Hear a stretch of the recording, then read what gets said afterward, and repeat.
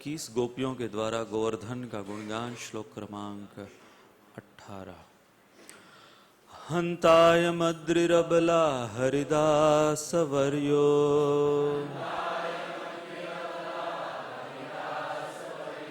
यद राम कृष्ण चरण स्पर्श प्रमोदः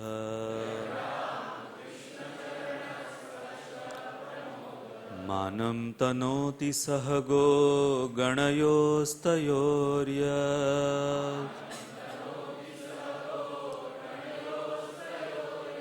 पानीयसूयवसकन्दरकन्दमूलै। ओ अयम यह अद्रि पर्वत अबला, हे सखियों हरिदास वर्य, भगवान के सेवकों में से सर्वश्रेष्ठ, यत चूंकि राम कृष्ण चरण, कृष्ण तथा बलराम के चरण कमलों के स्पर्श स्पर्श से प्रमोद हर्षित, मानम आदर, तनोति प्रदान करता है, सह साथ, गोगणयो गौवें बछड़े तथा ग्वालबाल के, तयो उन दोनों, श्री कृष्ण तथा बलराम को,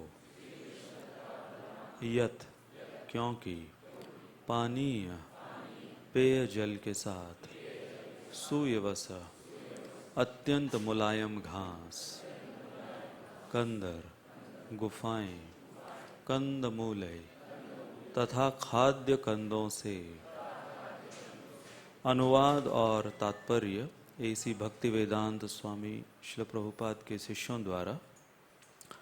यह गोवर्धन पर्वत समस्त भक्तों में सर्वश्रेष्ठ है। हे सखियों, यह पर्वत कृष्ण तथा बलराम के साथ ही साथ उनकी गौओं, बछड़ों तथा ग्वाल बालों की सभी प्रकार की आवश्यकताओं, पीने का पानी, अति मुलायम घास, गुफाएं, फल फूल तथा तरकारियों की पूर्ति करता है।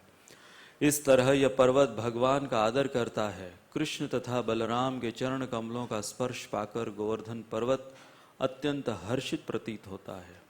तात्पर्य: उपर्युक्त उद्धरण श्रील प्रभुपाद कृत चैतन्य चरितामृत मध्य लीला से लिया गया है। श्रील विश्वनाथ चक्रवर्ती ठाकुर ने गोवर्धन पर्वत के ऐश्वर्य की विवेचना इस प्रकार की है। पानीय गोवर्धन पर्वत के झरनों से प्राप्त सुगंधित शीतल जल का द्योतक है, जिसे कृष्ण तथा बलराम पिया करते थे और जिससे अपने पांव और मुख धोया करते थे। गोवर्धन पर्वत शहद, आम का रस तथा पीलू का रस जैसे अन्य पेय भी प्रदान करता है। सूयवस दूर्वा अर्थात दूब घास को बतलाता है, जिससे अर्घ्य की धार्मिक भेंट दी जाती है। गोवर्धन पर्वत में घास भी होती है जो सुगंधित, मुलायम तथा गौओं के वृद्धि एवं उनमें दूध बढ़ाने के लिए लाभप्रद है। इस तरह यह घास आध्यात्मिक पशुओं के खिलाने के काम आती है। कंदर गुफाओं का सूचक है, जहाँ कृष्ण तथा बलराम उनके संगी खेलते, बैठते और लेटते थे। ये गुफाएं तब आनंद देती हैं जब या तो बहुत गर्मी हो या सर्दी हो या वर्षा हो रही हो। गोवर्धन पर्वत में खाने के मुलायम कंद, शरीर सजाने के रत्न, बैठने के लिए समतल स्थान तथा चिकने पत्थर, चमकीले जल और अन्य प्राकृतिक वस्तुओं के रूप में दर्पण तथा दीपक प्रदान करता है। हरे कृष्णा। सभी भक्तों का स्वागत है हमारे आज के रविवार के प्रातःकालीन श्रीमद् भागवतम क्लास में। भगवान ने गोवर्धन पूजा का उद्घाटन किया और इसके द्वारा ये तीसरी शिक्षा कि भगवान के नज़रों में पूजनीय कौन है। जब भगवान और भगवान के प्रतिनिधि किसी को पूजनीय मानते हैं तो वो है उस व्यक्ति की योग्यता, जो कि उस व्यक्ति ने अपने उदाहरण से, अपने समर्पण से, अपने चरित्र से सिद्ध किया। और गोवर्धन भगवान के भक्तों में एक ऐसे भक्त हैं कि जिन्होंने कभी इस प्रकार की पूजा, जो आज गोवर्धन को जिस तरीके से, जिस स्तर पर पूजा जाता है, वो इसलिए है कभी उन्होंने उसकी याचना नहीं की। तो हम रामायण से ऐसे ही एक भगवान के पार्षद, भगवान के शुद्ध भक्त भरत, इनके चरित्र की चर्चा कर रहे हैं। भरत हालांकि कैकेयी के पुत्र, परंतु उनका समर्पण प्रभु श्री राम के प्रति ऐसा अनन्य था कि कैकेयी ने जो सोचा था, एक दृष्टिकोण से कैकेयी का षड्यंत्र नहीं था, मंथरा का षड्यंत्र था, जिसके झांसे में कैकेयी आ गई। नहीं तो उससे पहले कैकेयी भी भगवान श्री राम की ऐसी माता बताई गई है कि कौशल्या से पहले प्रभु श्री राम कैकेयी को अपनी मां मानते थे। तो जो उसने योजना, जो उसने सोचा कि मैं अपने पुत्र के लिए, भरत के लिए ये प्रयोजन कर कर रखूं, तो वो सब कुछ विफल हुआ। और भरत अब जब अपने ननिहाल से अयोध्या लौटे हैं, तो हमने हमारे पिछले सिटिंग्स में सुना कि कैसे जब वो कैकेयी को देखते हैं, ये 22वीं शिक्षा कि पूरा अयोध्या जो है वो एक खंडर बन चुका है। केवल 2 शख्स को छोड़कर, कैकेयी और मंथरा। तो कैकेयी का महल वो कैकेयी की तरह पूर्ण सुसज्जित, और ठीक उसके बाहर पूरी अयोध्या नगरी वो एक स्मशान भूमि। तो यहां पर भरत क्या देख रहे हैं? एक तरफ है बेजान अयोध्या, और दूसरी तरफ भरत की मां कैकेयी जो कि सुसज्जित। शोक युक्त अयोध्या में प्रफुल्लित कैकेयी। अयोध्या जो कि पूरे निराशा के समंदर में डूबा हुआ, निराशाजनक अयोध्या में कैकेयी बड़ी आशा से गीत गाते हुए, अपने आप को सजाए हुए किसकी प्रतीक्षा में है? भरत की प्रतीक्षा में है कि अब पता चलेगा उसे कि इतना जो कुछ उसने भरत के गैर मौजूदगी में किया भरत के लिए, अब भरत से क्या मिलने वाला है। तो राम रिक्त अयोध्या में काम युक्त कैकेयी।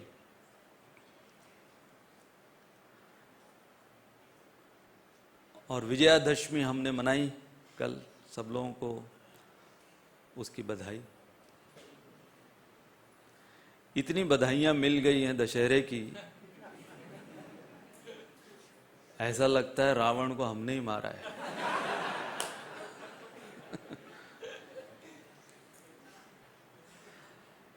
परंतु कलयुग का दुर्भाग्य देखिए कि हम कलयुग में जो एक बहुत ही विचित्र प्रकार की बुद्धि लेकर जी रहे हैं।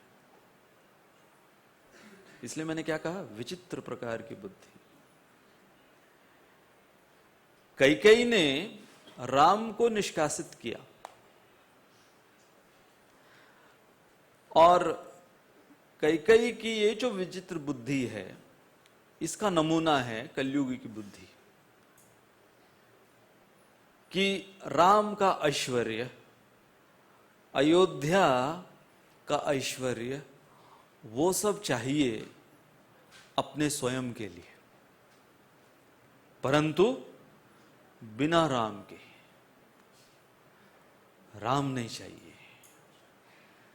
तो ये है राम रिक्त राम राज्य का सिद्धांत। Kaikeyi wanted Bharat without Ram, Shurpanakha wanted Ram without Sita, Ravan wanted Sita without Ram, Sugriv wanted Ram without Lakshman.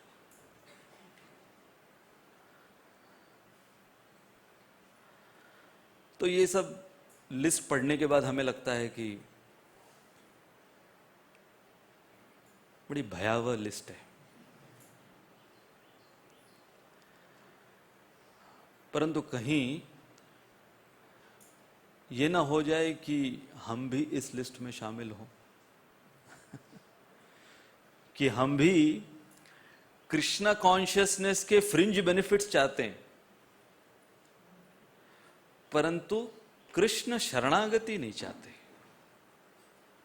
So we want benefits of Krishna consciousness without Krishna. हम सब के अंदर ये थोड़ी मात्रा में कैकेयी, थोड़ी मात्रा में शूर्पणखा, थोड़ी मात्रा में सुग्रीव, थोड़ी मात्रा में वाली, रावण, बहुत मात्रा में होता है वो तो। राम भी है, ये नहीं कि राम नहीं है, राम की मात्रा भी है,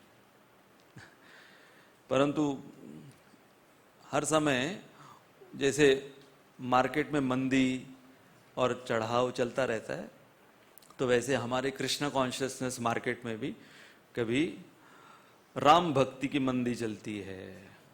फिर जब विजयादशमी आती है तो फिर सारे रावण जलते हैं। हाँ, बस सारे उसके 10 मुंह जलाकर भस्म कर रख देंगे। फिर उसके बाद में दिवाली आती है, फिर थोड़ा मूड चेंज होता है। तो प्रश्न ये है कि कैकेयी ने जो ये योजना रची कि अयोध्या को राम रिक्त बनाओ, तो हमारा अंतिम स्लाइड ये था पिछली बार का, क्या वास्तविक रूप में कैकेयी कर पाई? हम देखते हैं कि भारत में भी कई ऐसे एलिमेंट्स हैं जो भारत को भारतीयता से मुक्त करना चाहते हैं। भारत की भारतीयता क्या है? वैदिक संस्कृति। तो वैदिक संस्कृति से रिक्त भारत,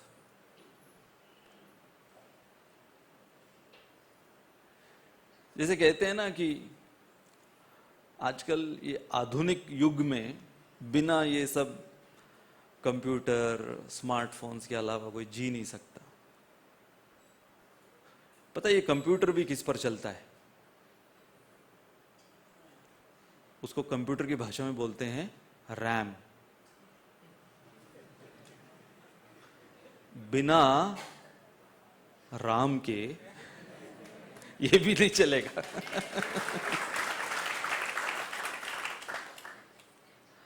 अब देखो, मैं जब राधा गोपीनाथ मंदिर में था तो वहां पर, अब राधा गोपीनाथ मंदिर वो साउथ बॉम्बे में, एक प्रकार से बम्बई का सबसे पॉशेस्ट एरिया कहा जाता है। पता नहीं क्यों, अभी तक मुझे प्रश्न चिन्ह है, लेकिन बोलते हैं ऐसा कि पॉशेस्ट एरिया है, one of the poshest area Bombay का। तो वहां पर बहुत आलीशान ऐश्वर्यशाली घरों में रहने वाले लोग रहते हैं साउथ बॉम्बे में। और कई बार वहां पर मैंने देखा कि बड़ी बड़ी गाड़ियों में वो लोग आते हैं, ऐसी लंबी चौड़ी गाड़ी, वो पूरा गेट घेर लेती, ऐसे उनकी ऑडी, मर्सिडीज, BMW, ऐसे ऐसे नाम आपने सुने भी नहीं होंगे गाड़ियों के नाम, जैगुआर। और इनकी कीमत अगर आप सुनोगे, एक एक गाड़ी करोड़ों की, केवल गाड़ी करोड़ों की, वो भी कोई और चलाता है, ड्राइवर चलाता है। अभी सोचो इतनी बड़ी गाड़ी, मैं कई बार देखता था इतनी बड़ी गाड़ी, अभी किसी को चलाने का भी उसको आनंद मिलना चाहिए ना, इतने उन्होंने बेशकीमती उसके अंदर कंट्रोल्स रखे हुए हैं, लेकिन चलाता वो ड्राइवर है, चलाने का मजा उसको मिलता जाता। मालिक जो है पीछे बैठा परेशान ऑफिस के टेंशन से, उससे ज़्यादा घर के टेंशन से, उससे ज़्यादा इतनी बड़ी गाड़ी खरीद ली, उसको मेंटेन करना है। लेकिन मैंने देखा एक बार इतनी बड़ी वो जैगुआर, लेकिन उसके सामने नींबू मिर्ची लटकाया हुआ है।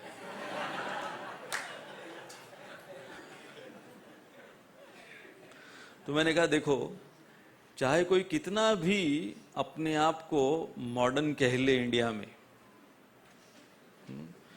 उसने बहुत से उसके गाड़ी के इंश्योरेंस निकाले होंगे, होते हैं इतनी बड़ी गाड़ी के तो बहुत कीमती इंश्योरेंस निकाला होगा, डेफिनेटली निकाला होगा इंश्योरेंस। चाहे जितने भी इंश्योरेंस कंपनी के इंश्योरेंस उसने निकाले होंगे, प्रीमियम भरता होगा हर साल गाड़ी का, लेकिन फिर भी वो नींबू मिर्ची का जो इंश्योरेंस है वो जरूरी है, उसके बिना बाकी सारी इंश्योरेंस वो फेल है। देखा आपने, नासिक में तो बहुत है, नींबू मिर्ची बहुत जगह लटके रहते हैं। अब ट्रक वाले तो सीधा लिख देते हैं, बुरी नजर वाले तेरा मुंह काला, नींबू मिर्ची सब लटका के। अब वो बेचारा जैगवार वाला वो तो लिख नहीं सकता है पीछे, लेकिन नींबू मिर्ची हम छोड़ेंगे नहीं। तो पिछली दफा हमने सुना कि चाहे आप विज्ञान लो, मैथमेटिक्स लो, साइंटिस्ट, वो गॉड पार्टिकल निकला था बीच में, उसको भी नाम उन्होंने गॉड पार्टिकल दिया था। चाहे वो आप एंटरटेनमेंट सिनेमा लो, ये जो मूवीज निकले थे ना पीके और ओएमजी, जिसके अंदर ये सारी चीजों को दक्यानुसी बताया गया था कि ये सारे जो हिंदू रीति रिवाज हैं ये सारे दक्यानुसी। अच्छा, आप जानते हैं कि ये होता है ना, किसी भी मूवी का मुहूर्त निकलता है, तो बताया गया था, पूरा आर्टिकल था इसके ऊपर कि जो पीके मूवी निकली थी जिसके अंदर मजाक उड़ाया गया है सब कुछ इस चीज का, लेकिन उसका जब मुहूर्त वो लोग निकाल रहे थे तो पूरा होम और यज्ञ और नारियल फोड़कर और अगरबत्ती और ये सब से। तो फिर ये सब है क्या? क्रिकेट आप देखो, क्रिकेट के अंदर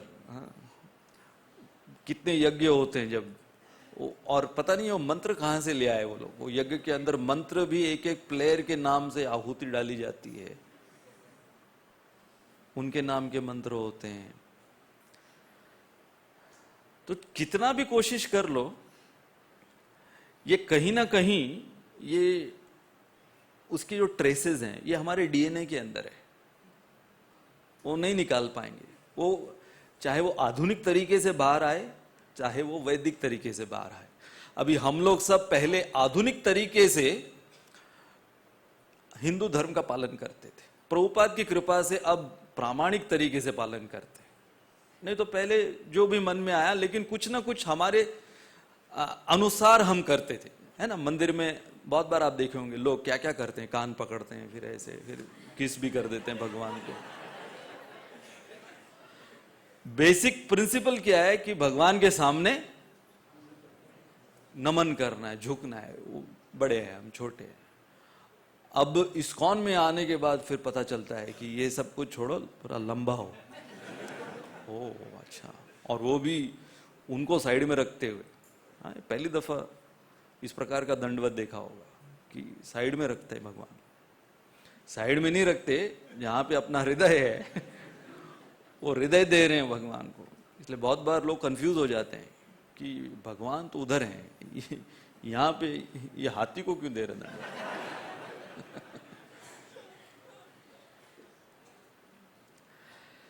तो इसलिए ये हमारे पिछले संडे की सिटिंग का डिस्कशन था कि अयोध्या में रामचंद्र जी को कभी कई रिक्त नहीं कर पाई, क्योंकि पूरे अयोध्या वासियों के दिल में प्रभु श्री राम को बसा लिया था उन्होंने। तो आज हम एक और महत्वपूर्ण लेसन लेते हैं आज हम थोड़ा विजयादशमी के ऊपर भी डिस्कस करेंगे। रेडी हैं आप लोग? अलग दृष्टिकोण से। तो ये 23वीं शिक्षा कैकेयी से प्राप्त होती है कि कैकेयी क्या सोच रही थी कि राम को बहिष्कृत कर कर भरत को राजा बना दूं, विन विन सिचुएशन रहेगा। कॉर्पोरेट लैंग्वेज में इसको क्या कहते हैं? Win win situation. कि और वो भी 14 साल क्यों चुना? वनवास का ये पर्टिकुलर जो आंकड़ा है 14 साल का, ये क्यों चुना कहीं ने कि 14 साल होना चाहिए वनवास? क्योंकि सिद्धांत के अनुसार 14 साल यदि कोई प्रॉपर्टी को क्लेम नहीं करता तो वो प्रॉपर्टी उसकी फिर नहीं हो सकती। इसलिए कई तो क्या, मंथरा, ये सब उसकी करनी थी। तो मंथरा ने ये सारे फिगर्स पहले से सोच रखे थे। और मंथरा का एक बचपन का एक गुस्सा था राम के ऊपर, जो मंथरा उतार रही थी। और वो क्या था बचपन में? अब मंथरा हम सब जानते हैं, कुबड़ी स्त्री थी, पीछे उसका वो कुबड़ था। तो रामचंद्र जी बचपन में खेल रहे थे और एक गेंद से अपने मित्रों के साथ, भाइयों के साथ खेल रहे थे, और वो गेंद जो है वो गलती से मंथरा के पीछे पीठ पर लगी और बाकी सब हंसे। जितने उधर मित्र इकट्ठा थे वो सब हंसे।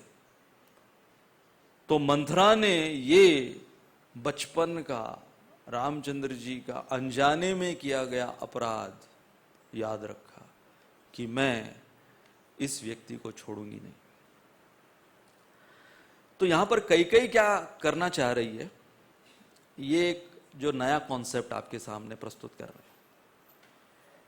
Trying to mix oil and water. बिना राम के राम का ऐश्वर्य। ये क्या है कि चाहे, हमने देखा भी होगा कि तेल और पानी वो कभी मिक्स नहीं होते। चाहे कितना भी पावरफुल मिक्सर ग्राइंडर आप ले लो, उसके अंदर तेल डालो, पानी डालो उस जग में, और पूरे दिन भर घुमाते रहो। खोल के देखोगे क्या दिखेगा आपको? तेल ऊपर तैर रहा है। तो ये जो कैकेयी का प्रयोजन हम देखते हैं कि अक्सर इस भौतिक संसार में यही प्रयोजन एक भौतिकतावादी मनुष्य का होता है। अब जब मैं ये मुद्दा प्रिपेयर कर रहा था तो मैंने सोचा कि एक बहुत स्ट्रेंज फैक्ट है। हमको बचपन में भी ये साइंस में बताया गया था। साबुन कैसे बनता है? उसके अंदर एक मेजर कंटेंट क्या होता है? तेल। साबुन के अंदर एक मेजर कंटेंट तेल का होता है, और पानी भी इस्तेमाल होता है साबुन बनने के लिए, जो टिकिया होती है साबुन की। और जब हमारे हाथ तेल के होते हैं तो उस तेल के हाथ को साफ करने के लिए आपको साबुन लगाना पड़ता है, जो कि तेल से बना है। Isn't it strange? तो इस भौतिक संसार में आप देखो, ये जो एक तरफ है अभक्त और एक तरफ है भगवान के भक्त,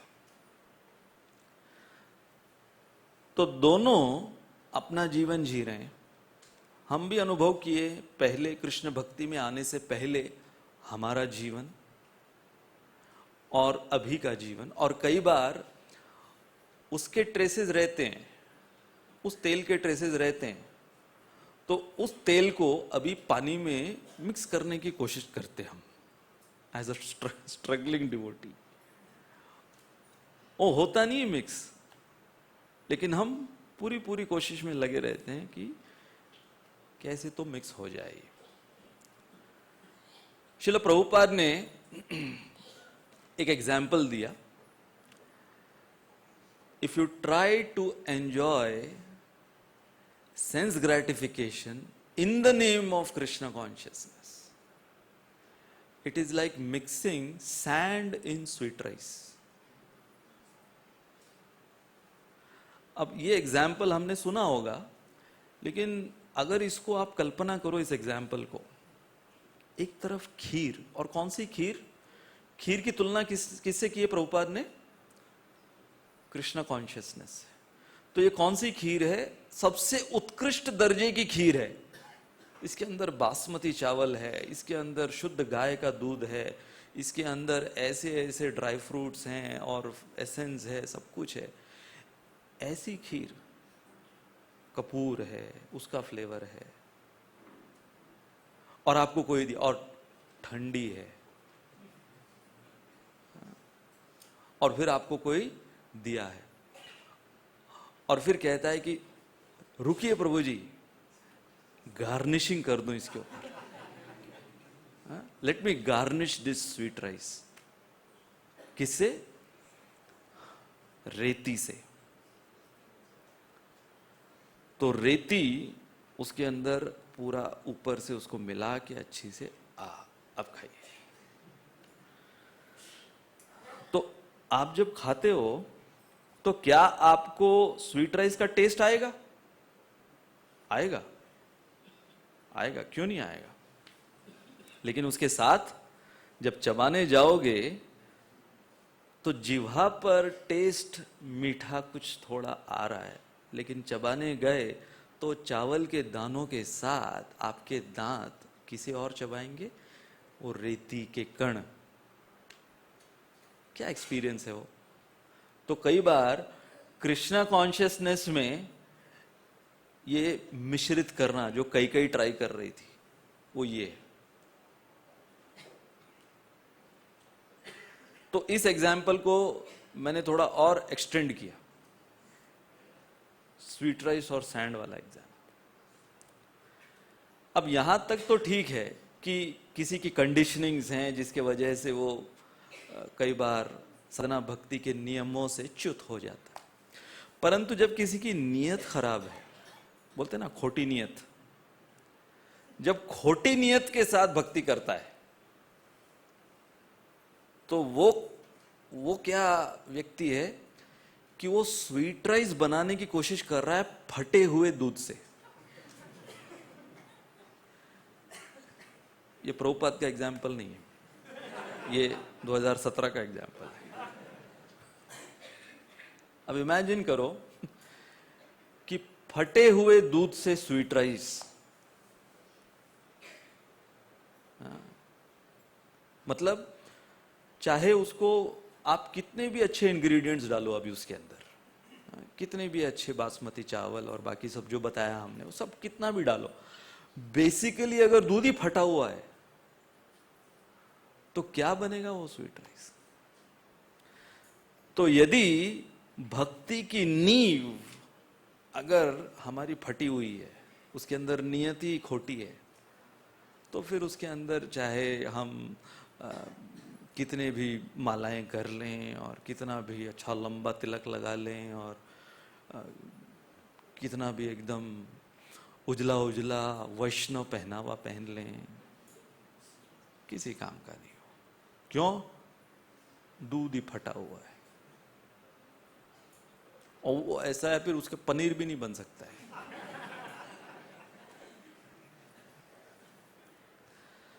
तो आप देखो कि एक अभक्त जो है, जब वो सक्सेस की परिभाषा क्या होती है हम जानते हैं, लेकिन जब कोई डिवोटी बनने का प्रयास करता है या डिवोटी बनता है तो उसको पूछो तो वो कहेगा आत्म साक्षात्कार।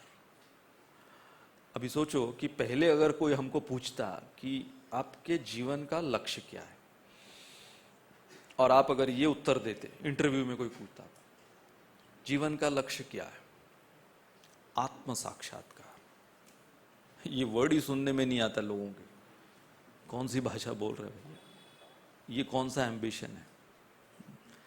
तो इसलिए यहां पर ये सिद्धांत जो हमने लिया है, mixing oil and water, sand and sweet rice, भगवान श्री कृष्ण ने गीता में कहा है, या निशा सर्वभूतानाम तस्याम जागृति संयमी। ये श्लोक का सिद्धांत क्या है कि एक जो भौतिकतावादी मनुष्य होता है, एक जो अभक्त होता है, उसकी जो रात होती है वो एक भक्त की सुबह होती है।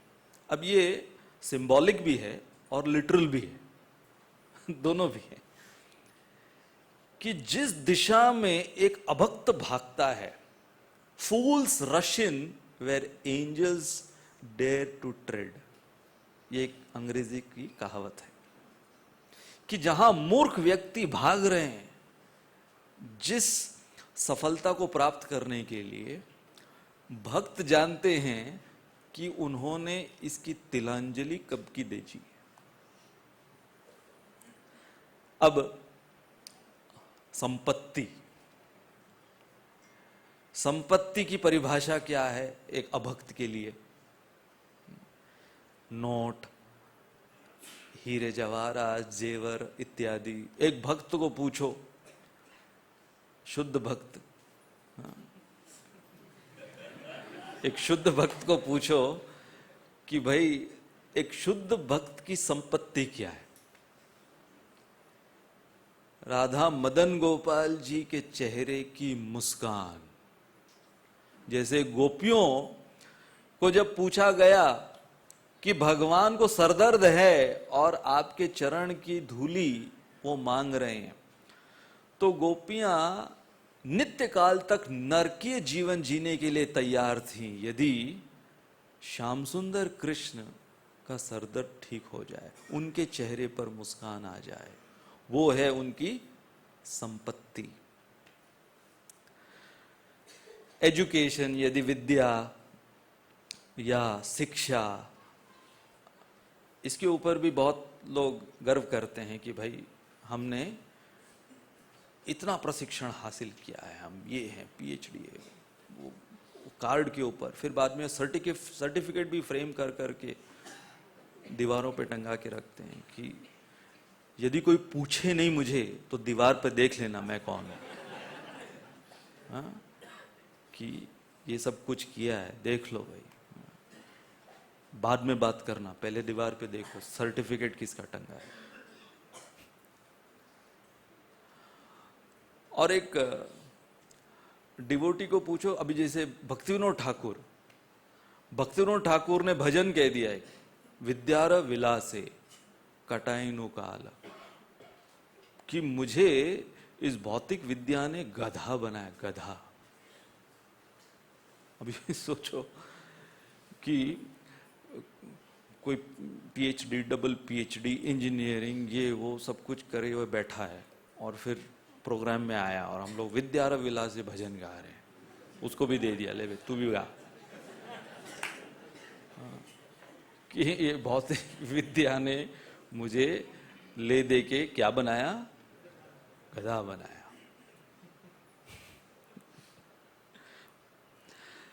फिर अगर हम और एक मुद्दा लें कि यदि इसको सफलता मानी जाती है संसार में, हाँ, कि दिखने में सुंदर होना चाहिए, बाकी चाहे तुम्हारे पास ज्ञान हो या न हो, तुम्हारे पास अकल हो या न हो, शक्ल होनी चाहिए। क्योंकि बहुत से ऐसे आप देखो बिलबोर्ड के ऊपर, शक्ल अच्छी है, यहां पर कितना माल है पता नहीं। जैसे कि श्रील प्रभुपाद की शिष्या हुई जगत तारिणी माता जी, और ये उस समय की ये बहुत ही फेमस एक्ट्रेस थी, सिनेमा की एक्ट्रेस, ऑस्ट्रेलिया की, और फिर डिवोटी बन गई और फिर न्यूज़पेपर में हेडलाइंस के ऊपर इनकी फोटो, बिफोर एंड आफ्टर होता है ना, सो बिफोर एंड आफ्टर की फोटो थी, before as a Hollywood actress, and now sari पहनी हुई वो बैकअप कर रही, बर्तन मांज रही है, हरे कृष्णा मंदिर में बर्तन मांज रही, प्रभुपाद को ये फोटो दिखाई गई, प्रभुपाद ने सबको बुलाया, जस्ट सी जस्ट सी, सभी डिवोटीज आके देख रहे हैं, और सभी डिवोटीज पहली वाली देख रहे हैं फोटो। प्रभुपाद कौन सी फोटो देख रहे थे? वो डिवोटी बनने के बाद जो बर्तन मांज रही है, Prabhupada just see how beautiful she, सब लोग देखने लगे। अच्छा,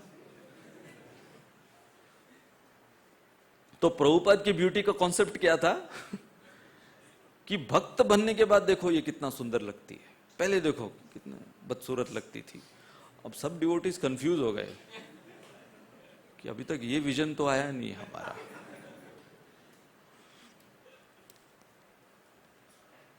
फिर लाइफस्टाइल, पहले क्या लाइफस्टाइल था हमारा? कि सब कुछ मेरे इर्द गिर्द होना चाहिए। हाँ, कि दिवाली आ रही है तो मेरे लिए कपड़े कौन से? हाँ, सब कुछ मेरे इर्द गिर्द होना चाहिए। जैसे एक डिवोटी बनता है तो तुरंत उसका फोकस कहाँ शिफ्ट हो जाता है? सब कुछ भगवान के लिए। अगर दिवाली भी मनानी है, जो भी कोई त्योहार मनाना है, वो भगवान के लिए। भगवान को क्या भोग चढ़ाएंगे, उनके लिए कौन से नए वस्त्र लाएंगे, उनके लिए क्या क्या ऐश्वर्य हम प्रदान कर कर देंगे। हर समय एक बेलगाम में हमारे गॉड ब्रदर हैं, बहुत साल पहले मैं जब वहाँ पर गया था, बहुत मेरे को इंस्पिरेशनल लगा। उन्होंने अभी बेलगाम के जो अर्च विग्रह हैं उनका नाम है राधा गोकुलानंद। तो उन्होंने एक बिजनेस शुरू किया जिसमें उन्होंने गोकुलानंद भगवान को पार्टनर बनाया, ऑफिशियली पेपर पे। जैसे हमारे मदन गोपाल जी है, तो इस डिवोटी ने गोकुलानंद जी को बिजनेस पार्टनर बनाया, और वो उसके कॉन्ट्रैक्ट टर्म्स ऐसे थे कि इस बिजनेस में जितना प्रॉफिट होगा उसका 50% शेयर करेंगे। कौन? वो अपने घर को चलाने के लिए, और 50% गोकुलानंद जी के लिए। और केवल पेपर पे नहीं लिखा उन्होंने, किया भी वो करते भी थे वो हर महीने। और अगर इस बिजनेस में लॉस हुआ, जितना भी लॉस हुआ, अगर 100% भी लॉस हुआ तो वो सब मेरा। उन्होंने मेरे को दिखाया उनके पूरे बिजनेस के कॉन्ट्रैक्ट की, गोकुलानंद जी बिजनेस पार्टनर। वो सोच रहे किसको बनाऊं किसको बनाऊं, तो उनको किसी पे विश्वास नहीं आया। ये एक अलग किस्सा है। उनके बहुत से भाई भी थे, 2-3, किसी पे विश्वास नहीं था। एक ही व्यक्ति है गोकुलानंद जी, उनको बिजनेस पार्टनर बना दिया। फिर गोल्स एंड आइडियल्स, आप देखो कि जैसे हमने कि पहले हमको जब पूछा जाता था कि आपके जीवन का उद्देश्य क्या है, जैसे गिरिराज महाराज के जीवन की ये कथा है।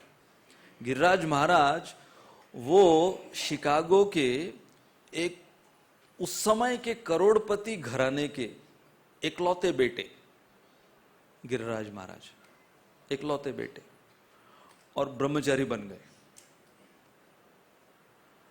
तो उनके माता पिता वो इतने परेशान कि ये अचानक इसको हुआ क्या, ये कौन है ये हरे कृष्णा लोग, कि इसके ऊपर ऐसा जादू कर दिया कि इसने ऐसा ऐश्वर्य सब पूरा हमारा छोड़ दिया। जैसे रघुनाथ दास गोस्वामी, तो उस प्रकार की स्टोरी है गिरिराज महाराज की।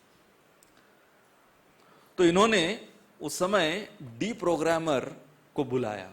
गिरिराज महाराज के पिताजी ने एक डी प्रोग्रामर को बुलाया।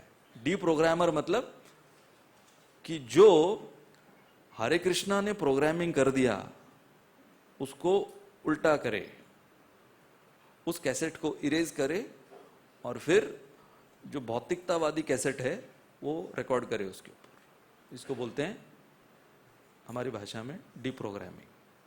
तो डी प्रोग्रामर को, और डी प्रोग्रामर वो लोग बहुत चतुर शातिर होते हैं कि किस प्रकार से वो किसी को डी प्रोग्राम करते हैं, जो वहां की भाषा में ब्रेन वॉश्ड है वो जो। तो अभी गिरिराज महाराज पूरा फिलॉसफी पढ़े हुए, ब्रह्मचारी बने हुए हैं, प्रीचिंग भी कर रहे हैं, डायरेक्टली प्रभुपाद के लेक्चर सुनते थे वो। प्रभुपाद के डायरेक्ट डिसाइपल डी प्रोग्रामर आती है। अभी एक अकेले वो लोग, वो सेशन चालू है, तो गिरिराज महाराज को कहती है कि see you should know what is your identity. मतलब वो ये बताना चाह रही थी कि तू कौन से घराने से। तो गिरिराज महाराज, यस, जीवेरे स्वरूप होए कृष्णेर नित्यदास, I am spirit soul, that is my identity. तो ये डी प्रोग्रामर कंफ्यूज हो गई है सुन के। फिर उसने एक एक ऐसे प्रश्न पूछे। You should think about your parents. Yes, my original parents are Radha and Shyam Sundar. Original parents Radha Shyam Sundar. What about your future? Future going back home, back to godhead. तो ये सारे जो टर्म्स हैं कि आइडेंटिटी, हम आत्मा हैं, हमारे ओरिजिनल पेरेंट्स ऊपर वहां पर खड़े हुए हैं, फिर हमारा फ्यूचर, हमारा ambition, going back home, back to godhead, never to take birth again, नहीं लेना है मुझे, जन्म ही नहीं लेना है, मुझे किसी गर्भ में नहीं जाना है। पुनरपि जननम पुनरपि मरणम पुनरपि जननी जठरे शयनम। Even you should have that goal. वो चिल्लाती हुई बाहर आई कमरे से, गिरिराज महाराज के पिताजी को कहती, मैं अगर और 5 मिनट रहूं ना इस कमरे में, मैं माला लेके हरे कृष्णा करने लग जाऊंगी। तुम्हारा बेटा सबसे बड़ा डी प्रोग्रामर है, मेरे को उल्टा प्रोग्राम कर देगा ये। और फिर उसने रिपोर्ट लिखी। रिपोर्ट में उसने कह दिया, this person is permanently infected. और फिर प्रभुपाद को जब पता चला, प्रभुपाद इतना खुश हुए। अभी सोचो कि ये एक किसी ने एनालिसिस किया है किसी का, इज परमानेंटली इन्फेक्टेड, और वो भी ये लोग प्रोफेशनल डी प्रोग्रामर्स। तो प्रभुपाद अपने लेक्चर्स में वो पब्लिकली बोलते थे, so it has been now certified that our Giriraj is permanently infected. और सब लोग जय गिरिराज, जय प्रभुपाद। अब बाहर की दुनिया में कोई इसको जय नहीं करेगा, ये पागल है ये लोग, किसके लिए जय बोलते हैं ये लोग? One is permanently infected. तो इसलिए ये जो हमने मुद्दा लिया है कि trying to mix oil and water, तो हमको फिलोसॉफिकली समझ में आता है कि कहां पर तेल है, कहां पानी है।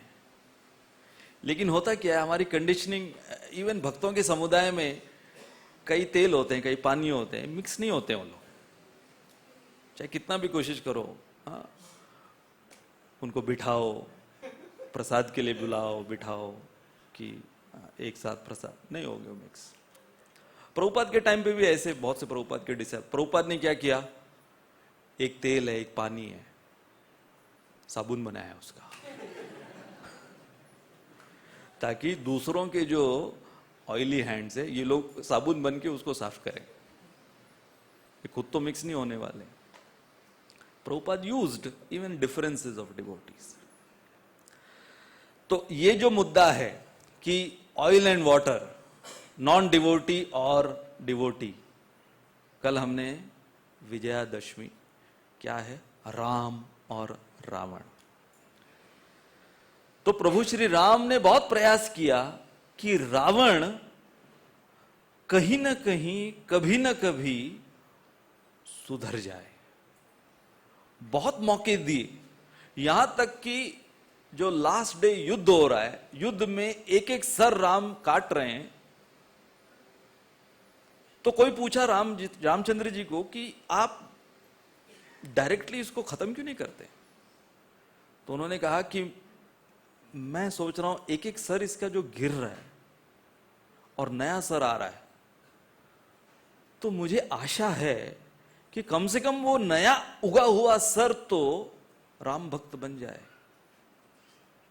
लेकिन वो भी नहीं बन रहा था। तो रामचंद्र जी इतने होपफुल थे। तो आज हम विजयादशमी के ऊपर डिस्कस एक अलग तरीके से करना चाहेंगे कि ये जो राम विजय उत्सव है, जहां पर रामचंद्र जी का न केवल पराक्रम, वो सब तो है, रावण को मारा उन्होंने, युद्ध कौशल, अपना पराक्रम दिखाया, परंतु वो दिन, दशहरे के दिन से पहले जो कुछ रावण के लिए या रावण को खत्म करने के लिए, उसके उद्धार करने के लिए रामचंद्र जी ने किया, वो सब किसका प्रतीक है? नम्रता, रामचंद्र जी की उदारता और उनके आदर्श नेतृत्व, आइडियल लीडरशिप, उसके प्रतीक है। अब देखो, राम अवतार ये एक ऐसा अवतार है कि चाहे कोई कितनी भी खोट रामचंद्र जी में निकालने का प्रयास करे, बहुत हैं आजकल मॉडर्न हिस्टोरियंस और इंडोलॉजिस्ट और मीडिया, वो खोट निकालने का प्रयास करते हैं। भगवान श्री कृष्ण वो खुलेआम बोलते हैं, निकालो भैया, मैंने तो किया भी है, कोई परवाह नहीं, कर ले क्या करना। रामचंद्र जी कैसे हैं कि उन्होंने अपना जीवन इतना परफेक्शनिस्ट बनाया, जिसको कहते हैं इम्पेकेबल, कि कोई खोट निकालने भी जाता है तो फाइनली वो एंड रिजल्ट उसका क्या होता है कि वो राम भक्त बन के रहता है। जैसे चैतन्य महाप्रभु, उन्होंने प्रभु श्री राम का गुणगान किस प्रकार से किया, हैं वही राम, लेकिन चैतन्य महाप्रभु के एक पार्षद हुए मुरारी गुप्ता, और एक दिन चैतन्य महाप्रभु, अब देखो चैतन्य महाप्रभु हम उनको किस इमेज से देखते हैं? चैतन्य महाप्रभु एकदम सीरियस, सन्यासी, एब्जॉर्ब्ड इन कृष्णा, एक्सटैटिक डिवोटी, है ना।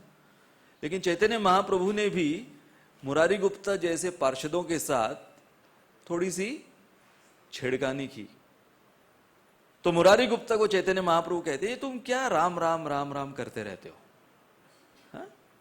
अरे युग धर्म कृष्ण का नाम है, कृष्ण का नाम लिया करो। कौन बोल रहे हैं? युगावतार चैतन्य महाप्रभु मुरारी गुप्ता को। और चैतन्य महाप्रभु ऐसे नहीं बोले कि मुरारी गुप्ता समझ गए कि ये मेरी टांग खींच रहे हैं, आप भी क्या, नहीं, वो सीरियसली लिए मुरारी गुप्ता कि ये मेरे को बोल रहे हैं कृष्ण का नाम लेने के लिए, तो मैं कुछ गलती कर रहा हूं राम का नाम लेकर, तो मुझे कृष्ण का नाम लेना चाहिए। तो वो शुरू किए, भगवान श्री कृष्ण का नाम लेना शुरू किए, महामंत्र का जप शुरू किए। 1 दिन 2 दिन 3 दिन नहीं हो रहा है उनसे। भगवान श्री कृष्ण वो उनके जहन में आ ही नहीं रहे हैं, उनके माइंड फ्रेम में भगवान कृष्ण फिट ही नहीं हो रहे हैं। क्यों? क्योंकि ऑलरेडी रामचंद्र जी फिट हैं, जगह ही नहीं है भगवान कृष्ण के लिए। अब मुरारी गुप्ता वो भगवान चैतन्य महाप्रभु के पास जाकर बोले नहीं कि जो भी आपने मुझे किया है, बोला होमवर्क दिया नहीं होगा मुझसे। उन्होंने डिसाइड किया, खुद से डिसाइड किया कि मैं आत्महत्या कर लूंगा। यदि चैतन्य महाप्रभु के आदेश का पालन मैं नहीं कर पा रहा हूं तो मैं आत्महत्या कर लूंगा। और चैतन्य महाप्रभु तो अंतर्यामी, वो समझ गए।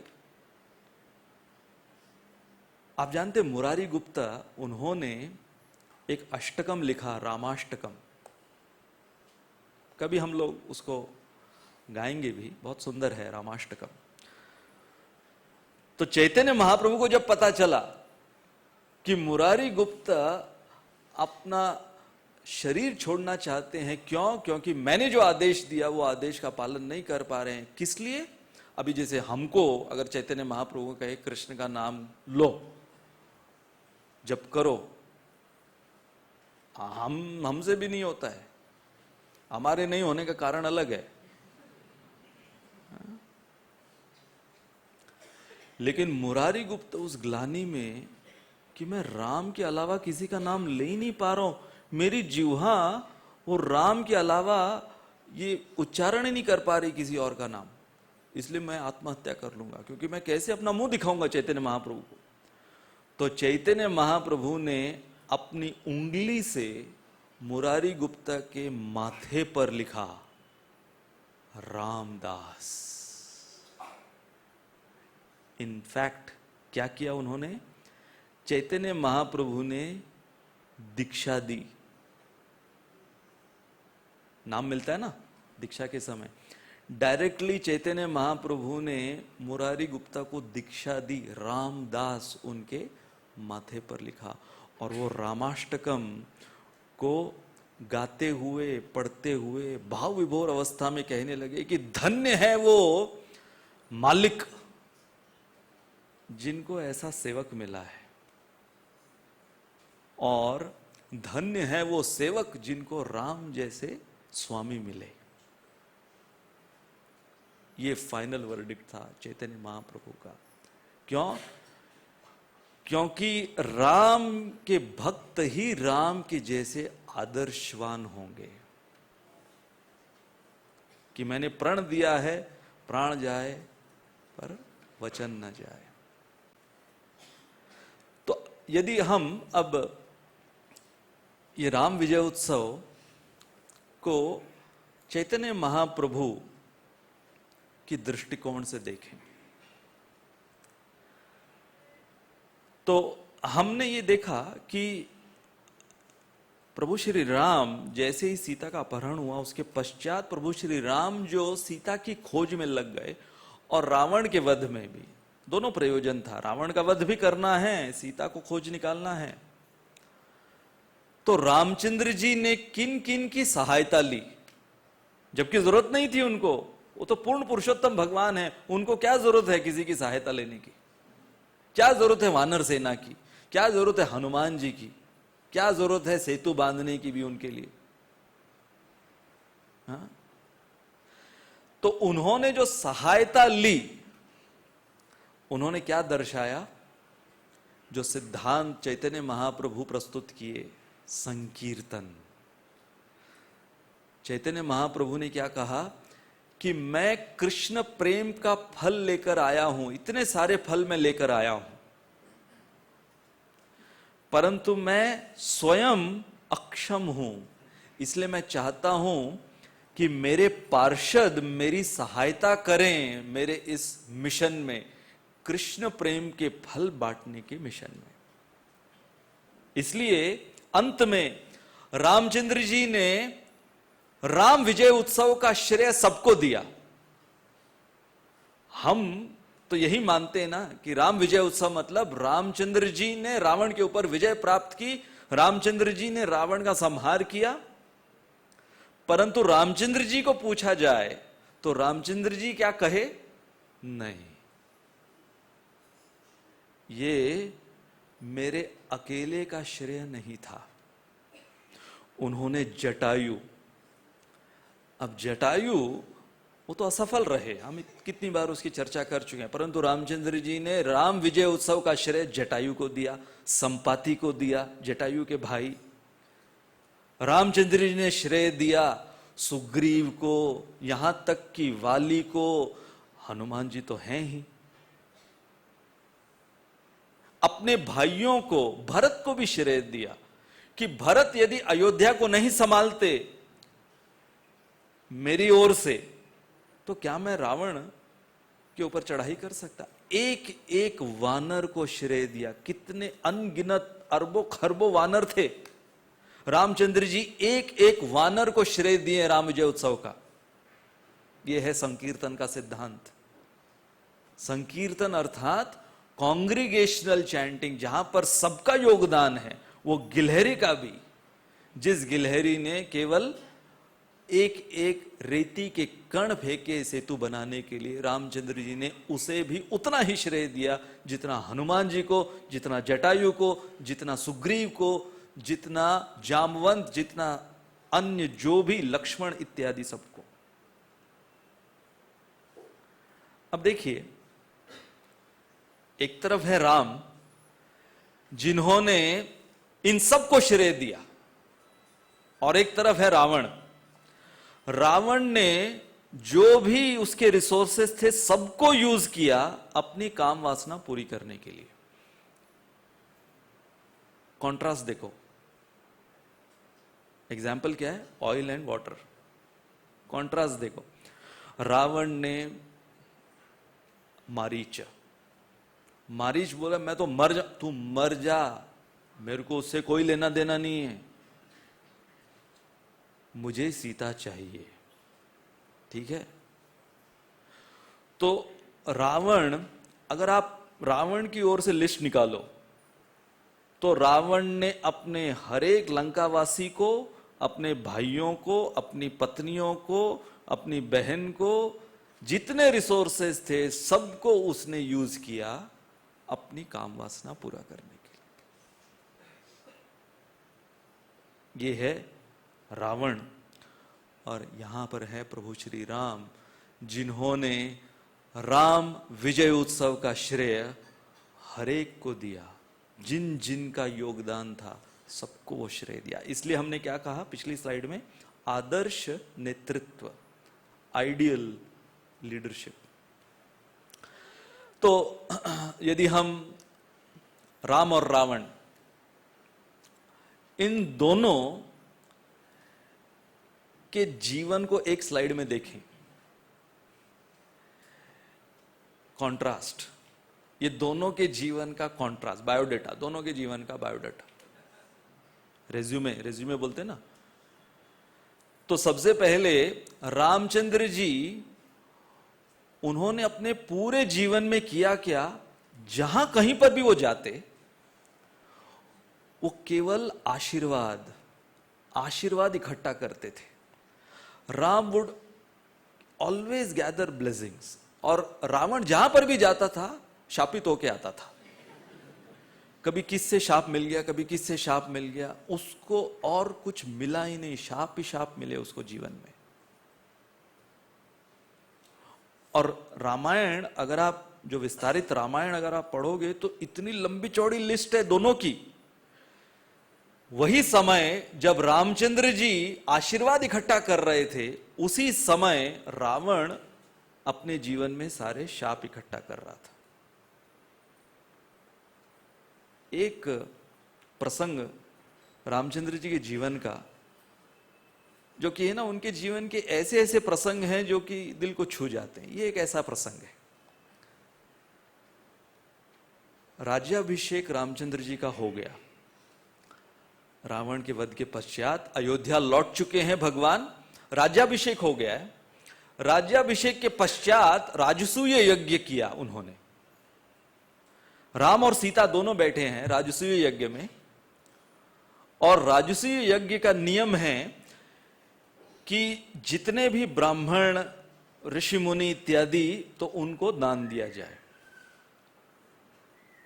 तो राम और सीता ने, अभी सोचो 14 वर्ष वनवास भुगत के आए हैं, अयोध्या के नरेश बने हैं, अभी अभी उनका राज्याभिषेक हुआ है, और रामचंद्र जी ने जो भी इकट्ठा ब्राह्मण थे उनको सब कुछ दान में दे दिया, इंक्लूडिंग अयोध्या। अभी अभी जो मिला है सब कुछ दान में दे दिया उनको। पूरी अयोध्या का ऐश्वर्य सब कुछ दान में दे दिया। सीता ने भी सब कुछ दान में दे दिया। तो रामायण में बताया गया है कि उस राजसूय यज्ञ के पश्चात राम और सीता वापस वैसे ही हो गए जैसे कि 14 वर्ष जब शुरुआत उनकी हुई थी। उनके शरीर के कपड़ों के अलावा उनके पास उनका कुछ भी नहीं था। इमेजिन। तो ये सारे ब्राह्मण और ऋषि मुनि जो आए हुए थे, इनके आंखों से आंसू रुक नहीं रहे थे कि ये कौन इंसान, कैसा व्यक्ति है ये, कोई लिमिट्स है इसकी, मतलब आइडियल बिहेवियर की कोई लिमिट्स है इस व्यक्ति की।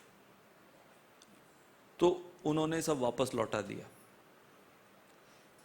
ऐसे उनको अयोध्या का राज्य मिला वापस। और न केवल लौटाया, उसके साथ भर भर के भूरी भूरी उन्होंने प्रशंसा की इन दोनों की, राम और सीता की, और आशीर्वाद ये चाहिए था उनको, इनके आशीर्वाद चाहिए थे। तो ये एक बहुत स्टार्क कॉन्ट्रास्ट राम और रावण में। अच्छा, रामचंद्र जी ने जब विश्वामित्र मुनि की सेवा की तो उस समय रामचंद्र जी को जरूरत नहीं थी जाने की। रामचंद्र जी तो आज के दृष्टिकोण से देखा जाए तो माइनर थे।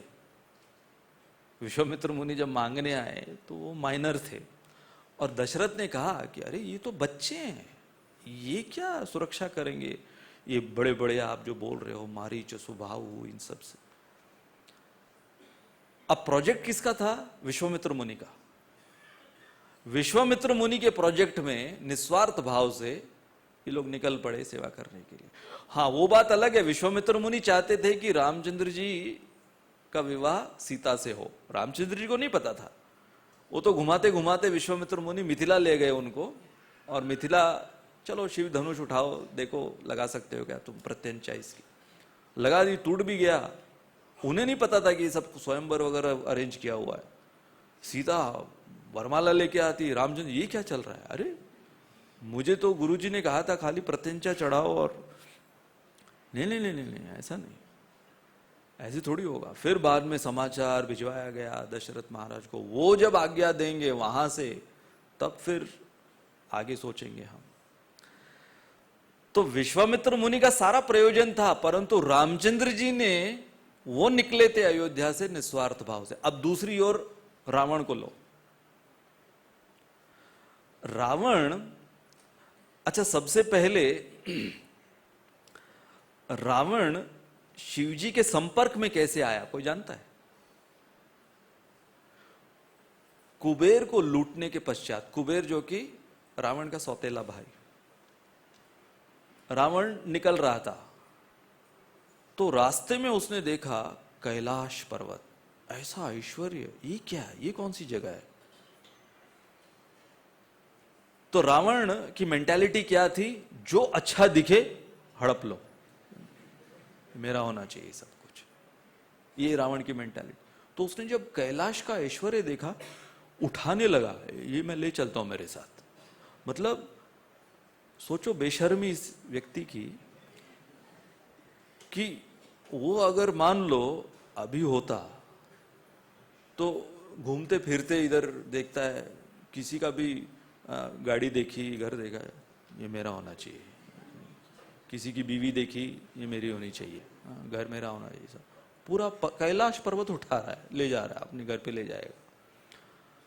तो पार्वती ने देखा कि हलचल हो रही है, पर्वत ऐसे कैसे हिल रहा है, तो शिवजी को कहा, शिवजी समझ गए, उन्होंने अपना पैर का अंगूठा लगाया, दब गया नीचे। ये क्या हो, ये कौन है, ये किसने किया? जब पता चला कि ये शिवजी, ये इतने शक्तिशाली हैं, चलो बहुत रिसोर्सफुल लगते हैं, तो उसकी मेंटालिटी क्या थी कि क्या इनसे लूं।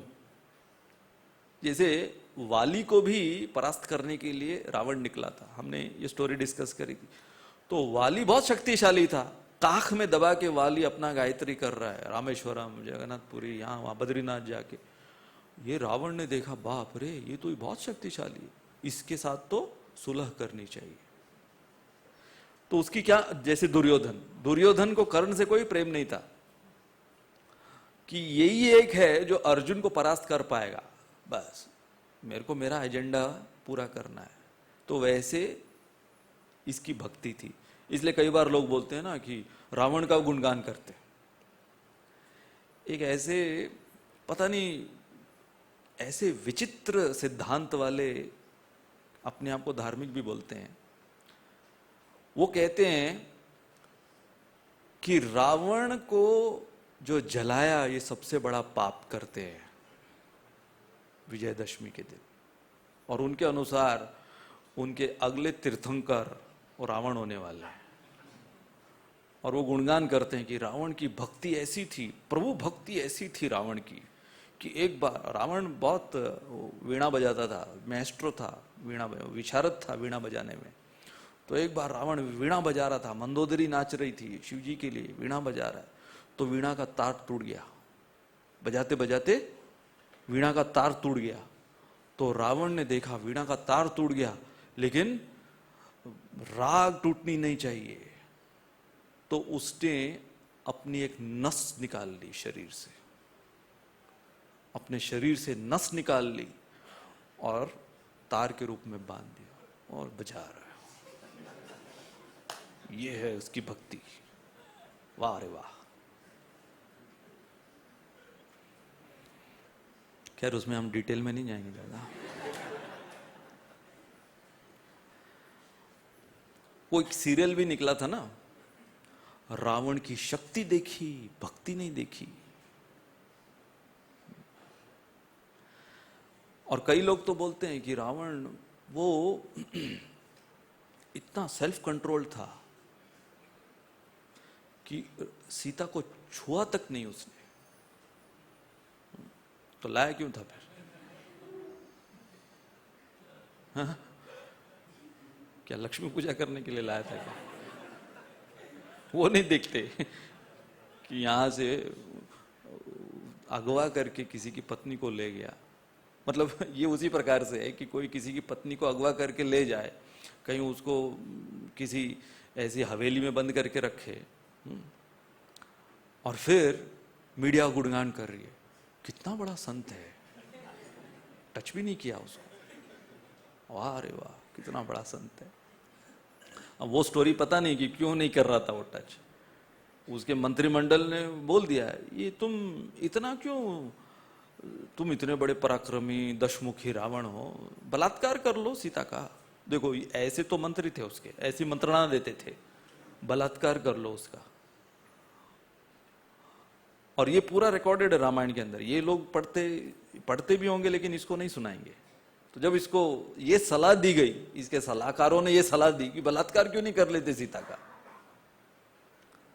रावण बोलता वो तो मैं कर लूं, कब का कर लूं, लेकिन मुझे ये श्राप मिला है कि मैं जैसे ही जोर जबरदस्ती से करूंगा किसी स्त्री के ऊपर, मैं खत्म हो जाऊंगा। मन तो बहुत कर रहा है। और इसको ये लोग बोलते हैं कि देखो कितना आत्मसंयमी था ये। अच्छा, रामचंद्र जी का भ्रातृ प्रेम देखो कि रामचंद्र जी जब पूरा 14 वर्ष वनवास हो गया, अब लौट रहे हैं, नंदीग्राम में सबसे पहले भरत प्रतीक्षा कर रहे हैं, और भरत ने कहा था कि 1 मिनट भी अगर आप लेट हुए तो मैं अग्नि में अपने आप को दहन कर दूंगा। तो रामचंद्र जी हनुमान जी को भेजते नंदीग्राम, बोलते हैं जाकर समाचार देना मैं लौट रहा हूं, लेकिन उससे ज्यादा जैसे ही समाचार तुम दो, भरत की आंखों में देखना, अगर उसकी आंखों में, उसके फेशियल एक्सप्रेशन से लगे कि भरत मेरे आने से नाखुश है, यू टर्न लेके रूट चेंज, अयोध्या नहीं लाना है मुझे। देखो क्या क्या स्टैंडर्ड है। और दूसरी तरफ ये रावण कुंभकर्ण को बीच में उठाता है, बोले अरे कुंभकर्ण को बीच में उठाना मतलब अपनी मृत्यु बुलाना है, तुम लोग जब मर जाओ, कुंभकर्ण की नींद से मेरे को कोई मतलब नहीं है, मुझे मेरी विजय से मतलब है, मुझे मेरी विक्ट्री से मतलब है। चाहे वो कुंभकर्ण हो, विभीषण हो, चाहे वो मारीच हो, जैसे कुबेर, अभी कुबेर की लंका थी, पुष्पक विमान किसका था? कुबेर का था। लेकिन रावण की मां कौन? कैकसी। तो रावण की मां ने रावण को कहा अरे तू निठल्ला, किसी काम का नहीं, देख वो मंदाकिनी जो कि उसकी सौतन थी, उसका बेटा ना कुबेर, देख उसका ऐश्वर्य, तूने किया क्या, तूने अपने जीवन में किया क्या, तू नाकारा, लूजर। रावण तो कुबेर की लंका लूट ली, पुष्पक विमान लूट लिया। ये तो उसका भाई का प्रेम था।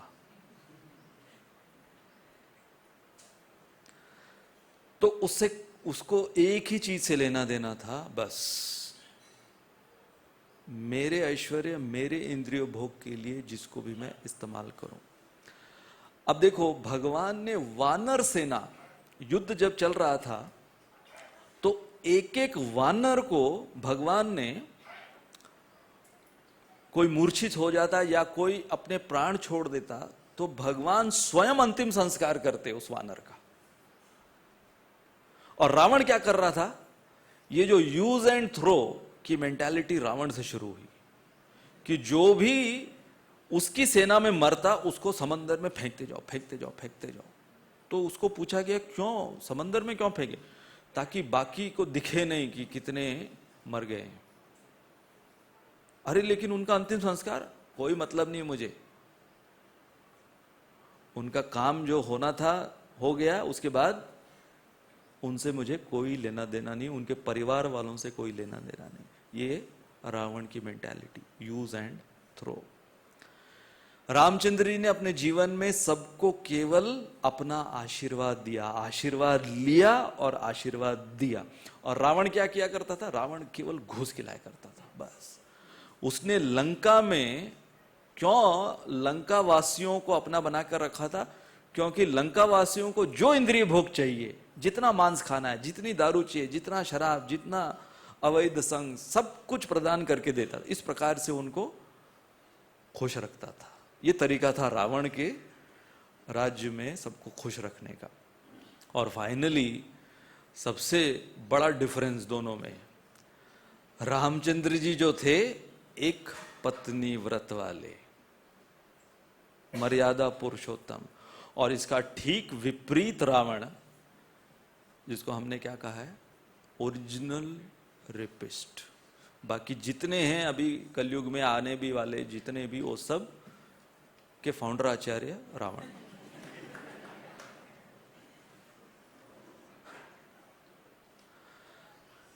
रामचंद्र जी अयोध्या में जब सीता वाल्मीकि मुनि के आश्रम में रह रही थी, तो रामायण में बताया गया है कि रामचंद्र जी अक्सर सीता को याद किए अकेले रोते रहते थे, रोते रहते थे, रोते रहते थे। शरद ऋतु में रामचंद्र जी सीता को इतना याद करते थे, और जो जो समय सीता के साथ उन्होंने बिताया उसको याद कर कर अक्सर लक्ष्मण, वो देखते थे रामचंद्र जी कहीं दिखाई नहीं देते थे, तो लक्ष्मण ढूंढते हुए जाते थे कि राम है कहां अयोध्या में। और लक्ष्मण वो स्पॉट करते थे रामचंद्र जी को कहीं अकेले बैठे सीता के वियोग में रो रहे हैं, सीता को याद करते। इसलिए रामायण में रामचंद्र जी के विषय में कहा गया है कि उनका व्रत क्या था? 1 वाइफ, 1 एरो, 1 वर्ड, ये उनका व्रत था। रामचंद्र जी के तुणीर में केवल एक ही बाण रहता था, वो एक ही बाण इस्तेमाल करते थे मारने के लिए। हाँ, उसके बाद फिर दूसरा आता था, लेकिन उनके तुणीर में केवल एक बाण होता था। He was famous for having 1 arrow, 1 wife. अब देखो, ये एक बहुत ही सुंदर प्रसंग है। हनुमान जी जब सीता से पहली दफा अशोक वाटिका में मिलते हैं, तो हम सब सुंदरकांड का ये प्रसंग जानते हैं। अब हनुमान जी ने सीता को पहले देखा नहीं है, हनुमान जी जानते नहीं कि सीता दिखती कैसी है, सीता जानती नहीं कि हनुमान कौन है, क्यों भेजे गए हैं। तो जब हनुमान जी को यह आशंका होती है कि ये सीता लगती है, इस पूरी अशोक वाटिका, पूरी लंका में यदि कोई सती लग रही है दिखने में, सुंदरता में, हर दृष्टिकोण से जिसका सतीत्व दिख रहा है, तो वो है ये। तो हनुमान जी अपना परिचय, अब देखो रावण बहुत बार भेष बदल कर आया था, सीता जानती थी कि ये भेष बदल कर आता है, कभी राम का भेष लेकर आता है, कभी किसका भेष लेकर आता है। तो हनुमान जी रामचंद्र जी का जब गुणगान करना प्रारंभ करते हैं और ऐसे गुणों का बखान करते हैं जो केवल सीता जानती थी, बहुत पर्सनल क्वालिटीज को ग्लोरीफाई करते हैं हनुमान जी, जो और कोई नहीं जानता, केवल सीता जानती थी। तो सीता ने जब रामचंद्र जी का गुणगान सुना हनुमान जी के मुख से, तो सीता इस निष्कर्ष पर आई कि ये रावण का आदमी हो ही नहीं सकता, ये रावण तो हो ही नहीं सकता। क्यों? क्योंकि रावण कभी ऐसा गुणगान नहीं कर सकता राम का, चाहे वो कितना भी भेष बदल ले, परंतु राम का गुणगान मेरे दिल तक ये बात पहुंच रही है, ये केवल कोई शुद्ध भक्ति हो सकता है राम का। इससे हम क्या सीखते हैं? हम भी राम का गुणगान करने जब जाते हैं खोई हुई सीता को वापस लाने के लिए, तो लोगों को पता चलता है कि ये असली गुणगान है या नकली या जाली है। जैसे सीता को पता चल गया, क्योंकि वो उनके हृदय तक वो गुणगान पहुंचा, क्योंकि हनुमान जी अपने पूरे हृदय से रामचंद्र जी का गुणगान कर रहे थे। तो एज अ प्रचारक हनुमान जी के पद चिन्हों पर चलते हुए जब तक हम हृदय से रामचंद्र जी का गुणगान नहीं करेंगे, लोग पहचान जाएंगे कि इसमें असली कौन है और जाली कौन है, what is real currency and what is counterfeit currency. तो अब सीता वो तो मान गई कि ये बोनाफाइड मैसेंजर है हनुमान, लेकिन ये सीता ये बोनाफाइड है कि नहीं, हनुमान जी को ये भी तो एश्योर करना था। वो थोड़े दुविधा में थे कि क्या ये सच में वही सीता है या कोई राक्षसी ने भेष बदल लिया है। तो हनुमान जी अभी डाउट में थे, क्योंकि अभी सीता का मैसेज भी लेकर जाना है ना। तो आप जानते हैं सीता ने हनुमान जी को कैसे कन्विंस किया? हनुमान जी ने सीता को कन्विंस किया शुद्ध राम कथा कर कर। परंतु आप जानते हैं कि सीता ने हनुमान जी को कैसे कन्विंस किया? सबसे पहले चूड़ामणि दिया, जो कि बहुत ही पर्सनल ज्वेलरी सीता देवी की, वो हनुमान जी को दिया कि ये राम को दिखाना।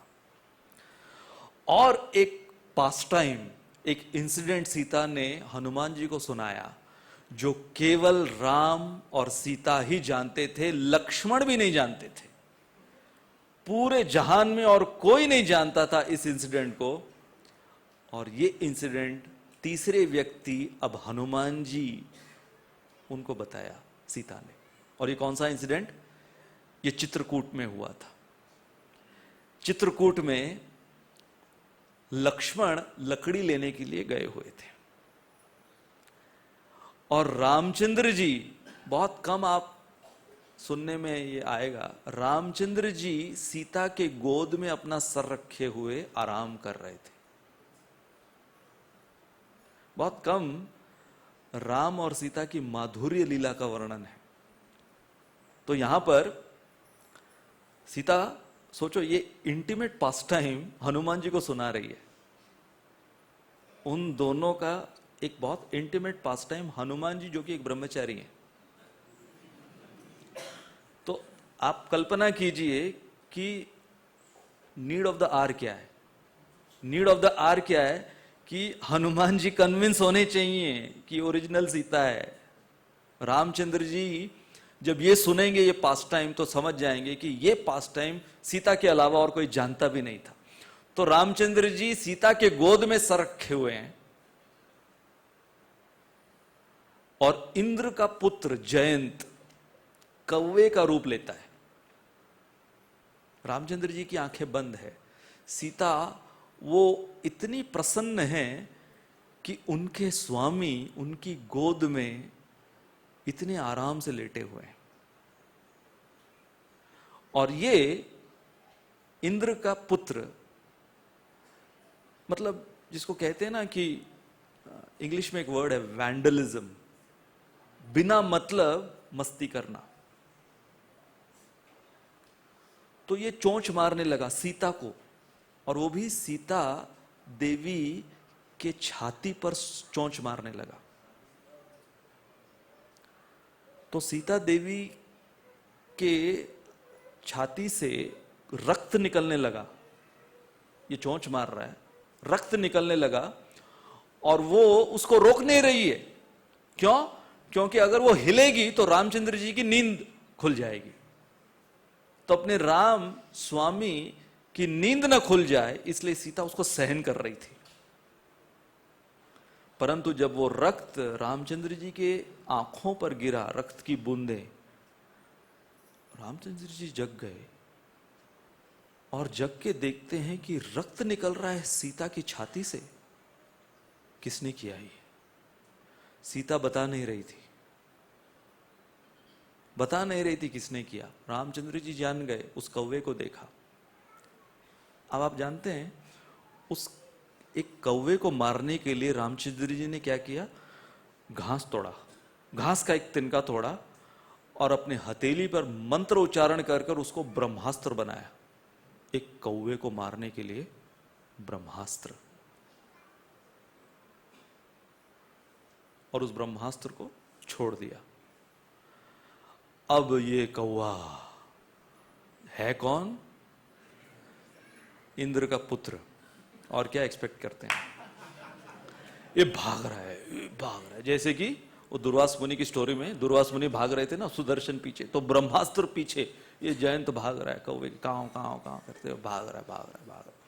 साधारण कौवा थोड़ी है, भाग रहा है, भाग रहा है। इंद्र सबसे पहले अपने पिताजी के पास जाता, पिताजी पिताजी, पापा पापा बचाओ। पिताजी देखते हैं भैया मुझे दूर रख। पिताजी भी कम नहीं है। पिताजी बोले मैं नहीं जानता भैया, तू देख, तूने जो गड़बड़ी की है तू संभाल, मैं ऑलरेडी, मेरे बहुत से केस चल रहे हैं कोर्ट में बहुत से केस पेंडिंग है मेरे, तू अपना केस संभाल। तो ये भागते हुए फिर फाइनली ये जयंत, इसको कहां जगह मिलती है अपनी शरणागति दिखाने के लिए? सीता देवी, सीता देवी के पास। तो सीता देवी फिर अपने चरणों से रामचंद्र जी के चरणों में डाल देती है इसको, और तब जाकर सीता देवी याचना करती है कि इसे क्षमा कर दो, मैं बोल रही हूं इसे क्षमा कर दो। तो रामचंद्र जी सीता देवी के बोलने पर इसको क्षमा करते हैं, परंतु कहते हैं ब्रह्मास्त्र का नियम है कि यह ब्रह्मास्त्र बिना अपने टारगेट को विध्वंस किए तो वापस आता नहीं, तो कुछ ना कुछ तो ये गड़बड़ करके आएगा अभी। तो फिर उसकी एक आंख फोड़कर आ जाता है ब्रह्मास्त्र। इसलिए कौवों की एक ही आंख होती है। अभी तक सारे कौवे जो हैं वो जयंत की देन से एक ही आंख वाले होते हैं। ऐसा बोला जाता है कि कौवे की एक ही आंख काम करती है। तो सीता ने ये इंसिडेंट हनुमान जी को सुनाया। इसके पीछे एक बहुत इंटरनल रीजन है। सीता ये बता रही है, ये इंडिकेट कर रही है कि वो एक कौवा था और उसने केवल मुझे चोंच मारी थी और आपने ब्रह्मास्त्र निकाल दिया था उसको मारने के लिए। इस रावण के लिए क्या करने वाले हो? ये हिडन मैसेज था जो हनुमान जी के द्वारा सीता कन्वे करना चाहती थी कि उनको याद आए, उनको ही याद आएगा, क्योंकि वो ही जानते हैं और कोई नहीं जानता इस इंसिडेंट को। तब फिर हनुमान जी वो कन्विंस हुए। तो ये इंसिडेंट जहां पर एक पत्नी व्रत, और अगर हम वन वर्ड उनका वचन, उन्होंने जो वचन दे दिया वो वचन पत्थर की लकीर हो जाती है। अब देखो एक ये इंसिडेंट प्रभु श्री राम के जीवन का, ये एक और ऐसा जिसको कहते हैं ना कि हार्ट रेंचिंग, ऐसे विदीर्ण कर देता है हृदय को, न केवल द्रवित बल्कि हृदय को विदीर्ण करने वाला इंसिडेंट है। जैसे कि लोग कहते हैं ना कि रामचंद्र जी ने सीता को निष्कासित किया, बैनिश्ड सीता। आपको पता है रामचंद्र जी ने लक्ष्मण को भी बैनिश किया था। बहुत इंटरेस्टिंग इंसिडेंट है ये, कि जब रामचंद्र जी अयोध्या में थे और उनका पूरा साम्राज्य अच्छा चल रहा था, अब समय आ गया था कि रामचंद्र जी को पुनः अपने धाम वैकुंठ लौटना है। तो मूर्तिमान मृत्यु एक ऋषि मुनि का रूप लेकर आता है रामचंद्र जी से वार्ता करने के लिए, और रामचंद्र जी से प्रण लेता है ये कि मुझे कोई बहुत जरूरी बात आपसे डिस्कस करनी है एकांत में, लेकिन आप राजा हो, बहुत से आप ऑन कॉल रहते हो, राजा हो, तो आपके हर समय कोई ना कोई डिस्टरबेंस होते रहेंगे। कोई ये इशू लेकर आएगा, कोई वो इशू लेकर आएगा, कोई ये मंत्री आ गया, कोई ये संतरी आ गया, कोई डिस्टरबेंस नहीं चाहिए। तो सोचो ऐसे ही रास्ते चलता कोई मुनि, रामचंद्र जी वचन क्या देते हैं, कोई हमारी वार्ता में डिस्टरबेंस लाएगा, इंटरप्शन लाएगा, मैं उसे जान से मार डालूंगा। सोचो अब उस जमाने के ये ऐसे वचन वो पूरा करते थे, तो ये वचन दे दिया ऐसे। ये है कौन? मूर्तिमान मृत्यु। तो एकांत में बैठे हैं, उसी समय गेस हु, दुर्वास मुनि लक्ष्मण को सामने रखा पहरेदार के रूप में कि कोई मुझे डिस्टर्ब ना करे। रामचंद्र जी ने कह दिया क्योंकि मैंने प्रण ले लिया है, जो भी मुझे डिस्टर्ब करेगा मैं पर्सनली मार डालूंगा उसको, और वचन मैंने इस साधु को दे दिया। उसी समय दुर्वास मुनि, तो लक्ष्मण जी दुर्वास मुनि को दंडवत करते हैं, कैसे आना हुआ। दुर्वास मुनि, मुझे रामचंद्र जी से मिलना है अभी इसी वक्त।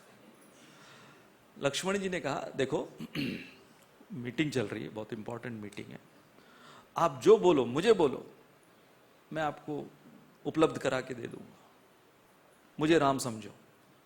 नहीं, रामचंद्र जी से अभी मिलना है इसी वक्त, नहीं तो मैं पूरे रघुकुल को शाप दे दूंगा, तुम्हें दे दूंगा, रामचंद्र जी को दे दूंगा, पूरे परिवार को शाप दे दूंगा, सब कुछ खत्म हो जाएगा। तो लक्ष्मण ने सोचा कि ये दुर्वास मुनि हैं, इनके शाप वो भी काम करते हैं, ये शाप दे देंगे पूरे रघुकुल को, इससे अच्छा मैं अकेला ही मर जाऊं।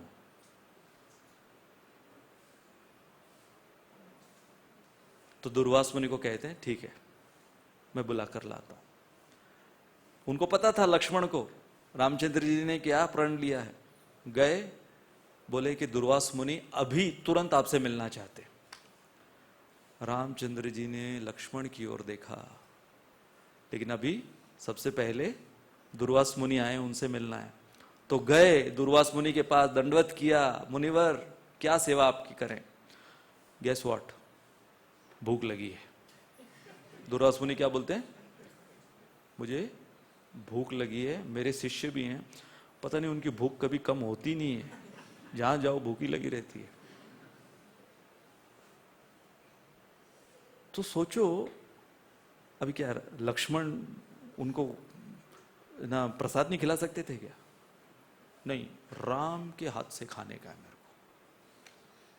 तो रामचंद्र जी स्वयं अपने हाथों से परोसते हैं, उनके सारे शिष्यों को परोसते हैं। दुर्वास मुनि संतुष्ट हो जाते हैं, खुश होकर आशीर्वाद देकर निकल पड़े। तो वो निकल गए। अब रामचंद्र जी जब लौटते हैं तो लक्ष्मण की आंखों में आंख नहीं डाल पा रहे, क्योंकि अब सब जानते हैं कि रामचंद्र जी को कौन सा वचन निभाना है, कौन सा धर्म निभाना है। उनकी गर्दन नीचे, लक्ष्मण से आंख नहीं मिला पा रहे। लक्ष्मण तलवार लेकर आते हैं, रामचंद्र जी को हाथ में देते हैं, कि ये लो तलवार, जो प्रण आपने लिया है, मेरे लिए इससे बड़ा सौभाग्य और क्या हो सकता है कि आपके हाथों मेरी मृत्यु हो। रामचंद्र जी के हाथ से, रामचंद्र जी के पहली दफा हाथ कांपने लगे। मैं अपने हाथों से अपने प्रिय लक्ष्मण की हत्या करूं, और वो भी किसके लिए? तो अपने मंत्रिमंडल को बुलाते हैं और रोने लगते हैं, फूट फूट कर रो रहे हैं अपने मंत्रियों के सामने, विद्वत सभा के सामने फूट फूट कर रो रहे हैं कि मैं क्या करूं। तभी वशिष्ठ मुनि कहते हैं कि आप रघुकुल के हैं, और रघुकुल की जो रीत है कि जो वचन आपने लिया है उसको आपको पूरा करना ही पड़ेगा। अर्थात जिसने आपकी वार्ता में बाधा लाई उसे आपको मारना ही पड़ेगा, चाहे वो लक्ष्मण आपका भाई क्यों ना हो। तभी रामचंद्र जी वशिष्ठ मुनि की ओर देख रहे हैं कि क्या आप सच में मुझे ये आदेश दे रहे हैं? वशिष्ठ कहते हैं हां, परंतु लक्ष्मण जैसे क्षत्रिय के लिए अनादर मृत्यु से भी ज्यादा भयावह है, तो इसलिए लक्ष्मण को अयोध्या से बहिष्कृत करो। ये जो अनादर लक्ष्मण का होगा, dishonour is worse than death for a kshatriya like Lakshman. तो ये प्रसंग है जहां पर रामचंद्र जी को सीता के पश्चात लक्ष्मण को भी बहिष्कृत करना पड़ा अपने वचन को निभाने के लिए। इसलिए रामचंद्र जी को क्या कहा गया है? He was the man with one wife, with one arrow and with one word. Satsvarupa Maharaj ने प्रभुपाद को एक बार एक लेटर में पूछा कि भगवान के जो अवतार हैं, विशेष रूप से राम और कृष्ण, इन अवतारों को कैसे समझा जाए। तो प्रभुपाद ने बहुत इंटरेस्टिंग तरीके से रिप्लाई किया। प्रभुपाद ने रिप्लाई में लिखा सत्स्वरूप महाराज को कि देखो, राम और कृष्ण के पिताजी, उनके जीवन को देखो। भगवान श्री कृष्ण के पिताजी वसुदेव, वसुदेव जी ने कंस को क्या प्रण दिया था कि जो भी शिशु पैदा होगा मैं लाकर दूंगा।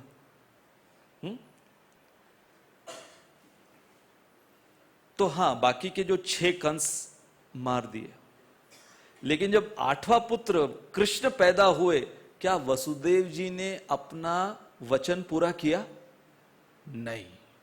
प्रभुपाद लिखते हैं सत्स्वरूप महाराज को, वसुदेव ने अपना वचन पूरा नहीं किया जो कंस को दिया था। वसुदेव ने वचन तोड़ा। दशरथ ने वचन दिया था कैकेयी को, क्या दशरथ ने अपना वचन तोड़ा? राम को निकाल दिया लेकिन अपना वचन नहीं तोड़ा। वसुदेव ने कृष्ण को बचाने के लिए अपना वचन तोड़ दिया। दशरथ ने वचन पूरा करने के लिए राम को बहिष्कृत कर दिया या करवा दिया। तो प्रभुपाद लिखते हैं, दिस प्रूव्स कि दोनों के बेटे कैसे होंगे।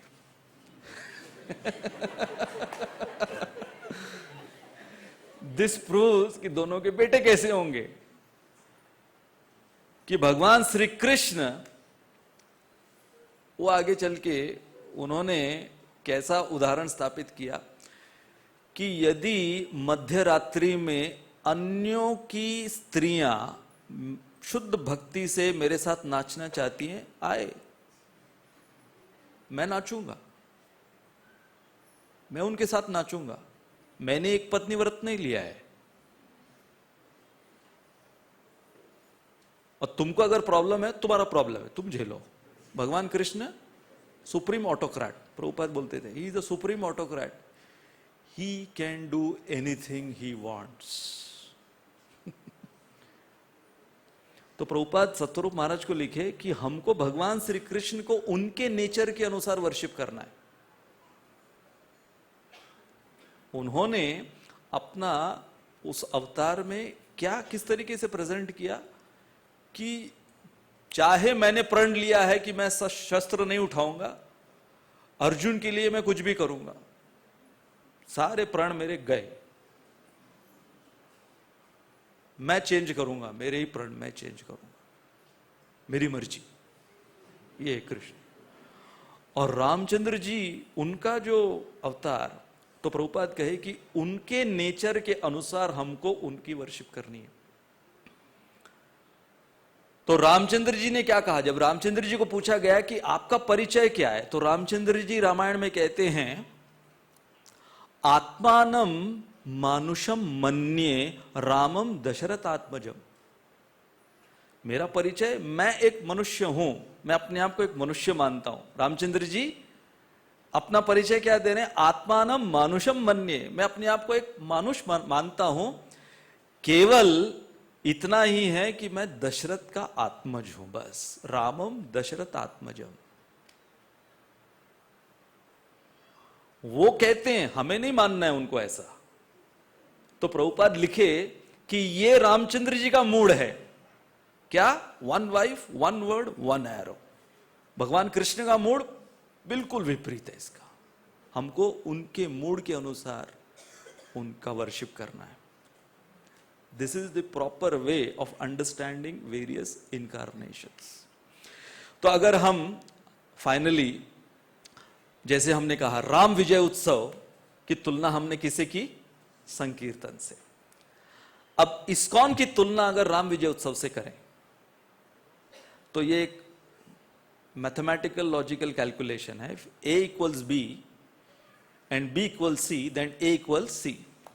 तो अगर राम विजय उत्सव संकीर्तन है और इस्कॉन अगर राम विजय उत्सव है, तो इस्कॉन क्या हो गया, राम विजय उत्सव प्लस संकीर्तन। संकीर्तन तो है ही, हम बोलते हैं ना। तो इसमें अगर हम देखें तो जैसे राम विजय उत्सव में राम सेतु बना, समंदर पार हुआ, वैसे हमारे श्रील प्रभुपाद ने भी समंदर पार किया। जैसे प्रभु श्री राम ने वानर सेना इकट्ठी की।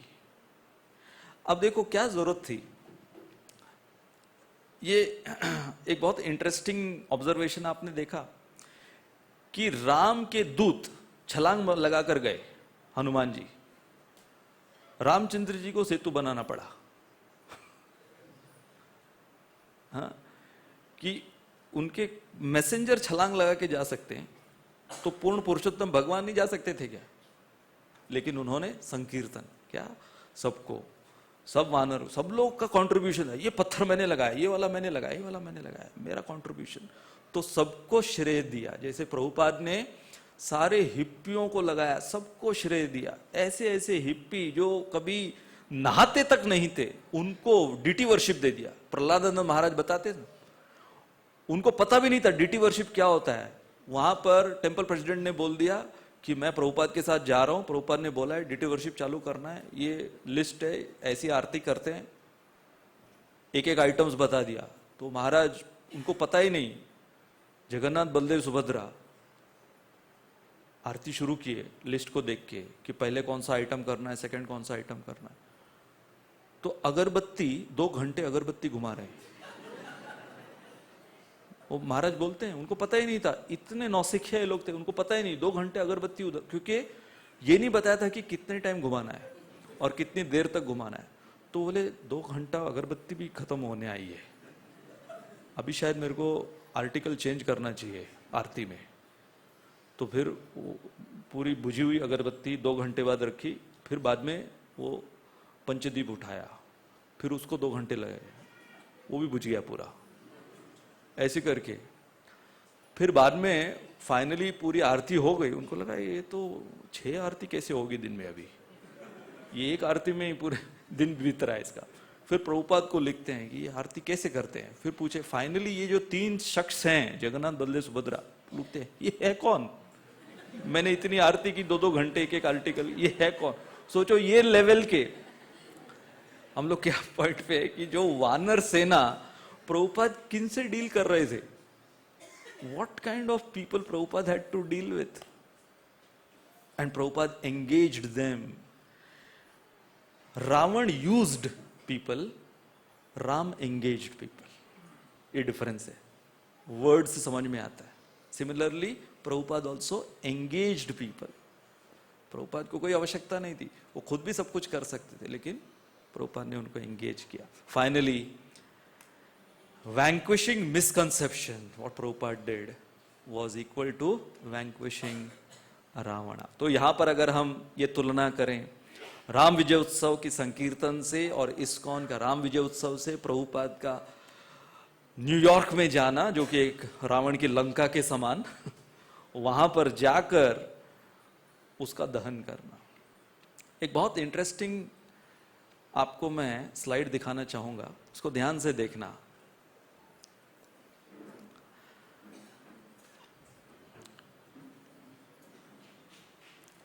Everyone has the same start.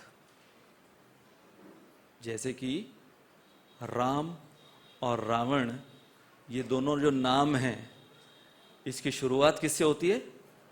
रा. Everyone has the same start, but your and will be decided what will be your Karma. तो हमारे कर्म से पता चलेगा कि क्या हम राम के पद चिन्हों पर चलते हुए, इसलिए ये बताया गया है कि आजकल जो रावण इतना जलाते हैं, कल जो इतने रावण जले, तो एक जलते हुए रावण के पुतले ने पूछा, जलते हुए रावण के पुतले ने पूछा कि मैं तो रावण था, हां मुझे तो जलना ही था, परंतु तुम लोग कलयुग के जो मुझे जला रहे हो, तुम में से राम कौन कौन है बताओ.